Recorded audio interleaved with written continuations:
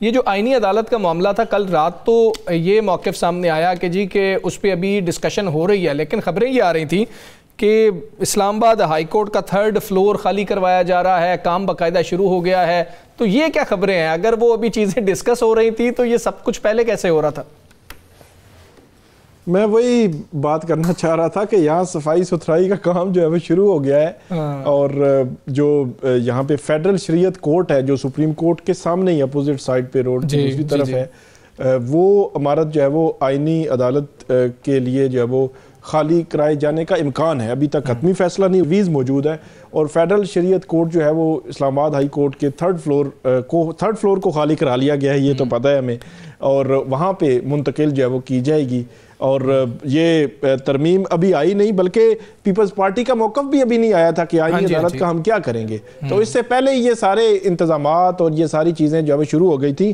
جہاں تک وہ بات کر رہے تھے رانا صاحب، صرف ایک چیز میں ایڈ کروں گا، ایم کے ایم پاکستان جو ہے اس کے 22 ایم این ایز ہیں، تین سینیٹرز ہیں، تیسری میرے خیال میں بڑی پولیٹیکل پارٹی ہے قومی اسمبلی میں۔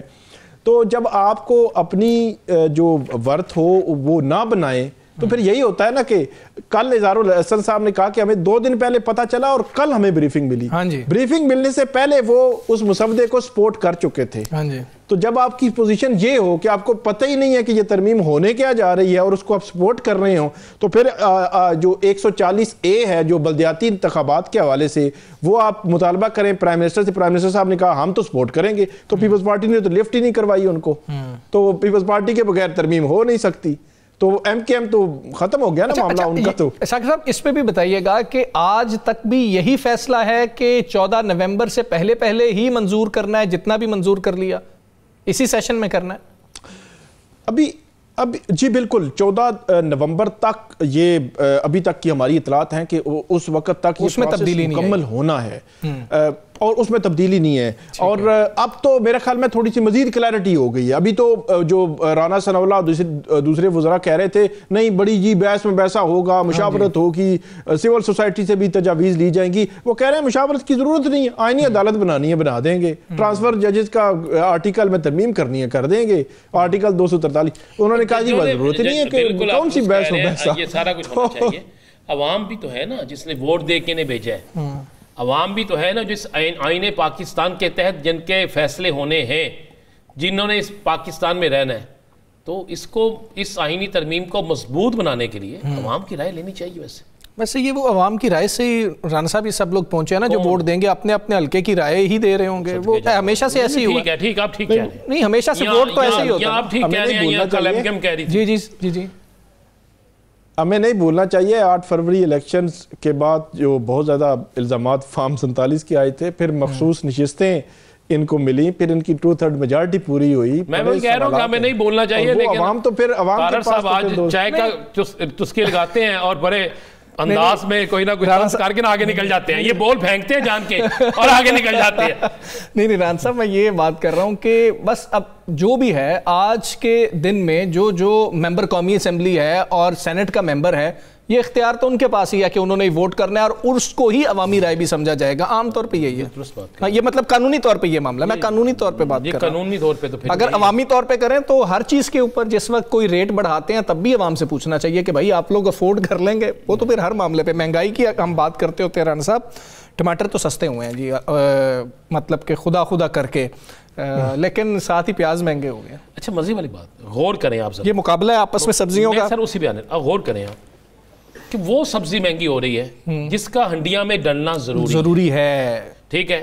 یہ نہیں ہو رہا کہ بنیادی لوازمات میں شامل ہوتی ہے جو چیز، وہ سب دیکھیں ٹھیک ہے، مٹر مہنگے ہیں، ٹھیک ہے، شملہ مرچ جو بہت سستی ہوتی تھی وہ 600 تک گئی، باقی چیزیں۔ لیکن آپ ایک چیز غور کریں، ٹماٹر، اچھا ٹماٹر کا طور کہتے تھے یار دہی، لیکن دہی بھی کوئی سستا نہیں ہے۔ اب ٹماٹر مہنگے تھے سستے ہو گئے، اور پیاز ایک دم اوپر چلا گیا۔ اس کی مجھے وہ کوئی تک سمجھ نہیں آئی، مطلب میرے پاس وہ سائنس ہے نہیں۔ میں نے کئی لوگوں سے پوچھا، میں نے کہا یار پیاز کی شارٹیج ٹماٹر کے نیچے آنے سے کیوں ہوئی؟ ٹماٹر سے پیاز بنتا ہے یا پیاز سے ٹماٹر بنتا ہے؟ میں کہا مجھے یہ سمجھا دیں، یا پھر متبادل ہیں کوئی ایک دوسرے کے۔ اس نے ایک بڑی اچھی بات کی، اس نے کہا جی آپ نے سرکاری ریٹ دیکھا ہے؟ میں کہا سرکاری ریٹ دیکھ کے طبیعت خوش ہو جاتی ہے؟ اور دکاندار کے پاس جا کے ہارٹ اٹیک ہونا شروع ہو جاتا ہے. میں کہ کیا کریں, یہ حالات یہ ہیں, یہ نااہلی ہے, یہ بالکل نااہلی ہے. مطلب میں کل رات کی آپ کو ایک مثال دیتا ہوں. جی جی. رات کو ایک فورس جو ہے وہ دکانیں بند کرا دی تھی, وہ جم بھی بند کرانے شروع کر دی. میں نے اسے ایک شخص سے کہا, میں کہ یار اس پہ نہ چولہا جلتا ہے, اس پہ نہ مٹی کوئی پٹھی لگی ہوئی ہے, یہ تو صحت کے لیے ایک بڑی بہترین جگہ ہے. آپ کو تو مریم نواز شریف صاحبہ تو یہ چاہتی ہیں کہ ملک کے اندر ایسی سرگرمیاں ہوں, وہ تو اس پہ بڑا انویسٹ کرتی ہیں, بڑا اس پہ زور دیتی ہیں. آپ اس کو بھی بند کرانے, اور جس کو آپ نے بند کروانا چاہیے اس کو آپ بند نہیں کروا رہے. تو یہاں جس ملک کے اندر یہ سارا سسٹم چلتا ہو تو آپ کس طرح کر سکیں. اسی فورس نے مہنگائی کے خلاف بھی پکڑنا تھا نا جی. کتنے لوگوں کو پکڑا گیا؟ کیا کوئی بڑا آرتی پکڑا گیا؟ کیا کوئی بڑا ظہیر اندوز پکڑا گیا؟ کیا کسی جا کے آپ نے ہوٹل میں چیک کیا, چلے آپ لے لیں, ابھی آپ چلتے ہیں, روٹی کا ریٹ ایک ہے.